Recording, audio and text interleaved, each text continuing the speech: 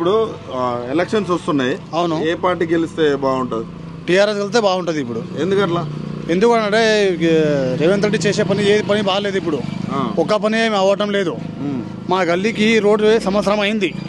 ఈ రేవంత్ నగర్ డివిజన్లో ఇంతవరకు పని కాలేదు. ఏ పని చక్కగా కావటం లేదు.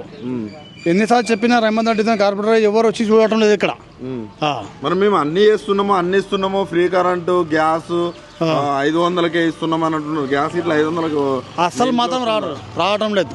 ఫ్రీ కరెంట్ రావటం లేదు, ఫ్రీ గ్యాస్ రావటం లేదు, ఏం రావటం లేదు మాకు ఫ్రీ. ఎట్లా మరి కరెంట్ అన్న 24 గంటలు ఉంటుందా? ఉండటం లేదు. అంత ముందు ఎట్లా ఉంటుండే? బాగుంటుండే మొత్తం అట్లా.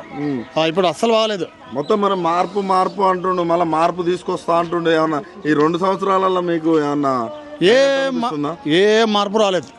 అస్సలు ఏం మార్పు రాలేదు. ముందే బాగుండే, ఇప్పుడైతే మార్పు ఏం లేదు. ఇప్పుడు చేసే పనులు అసలు ఏం బాగాలేదు ఇప్పుడైతే. కాంగ్రెస్ వాళ్ళు వస్తే ఏం అడుగుతారు మీరు? జూబ్లీ ప్రజలు వస్తే ఇక్కడికి మీకు ఓట్లాడడానికి వచ్చారు అనుకో, కాంగ్రెస్ వాళ్ళు ఏం అడుగుతారు మీరు? ఏం అడుగుతాం? ఏం పనులు చేయలేదు, మీరు ఎందుకు వచ్చారో ఓటు అడగడానికి చెప్తాం. డైరెక్ట్ అడుగుతాం. మీరు ఏం చేశారు, మీ పనులు ఏమున్నాయి, ఒక్క పని కాలేదు. అలా షాదీ ముబారక్ ఇస్తా అన్నారు, ఇవ్వలేదు. తులం బంగారం ఇస్తున్నారు, ఇవ్వలేదు. ఈ పని చేస్తా అన్నారు, చేయలేరు. ఏమని ఓట్లు అడుగుతున్నారు అవసరాలు? ఎన్నిసార్లు చెప్పినాం ఇక్కడ ఈ పనులు చేయమని, అసలు చేయటం లేదు. రాత్రి పోనీకి రాకొచ్చింది, గల్లీలో మొత్తం పడిపోతున్నాము. సంవత్సరం అయింది తొవ్వి, ఇది ఇంతవరకు ఎవరు చేయలేదు. మరి ఇట్లా సంవత్సరం నుంచి ఇట్లే ఉంటే వాళ్ళకు కాంగ్రెస్ వాళ్ళకి అవపడతలేదా, లేకపోతే వాళ్ళు ఇక్కడ చర్యలు తీసుకోవట్లేదు?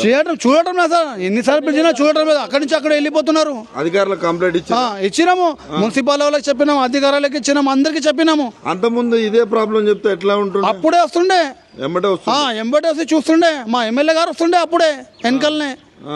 ఇట్లా ఉండి పరిస్థితులు వస్తుండే.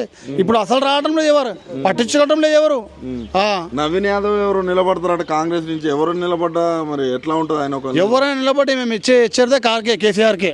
అంతేనా? ఓకే.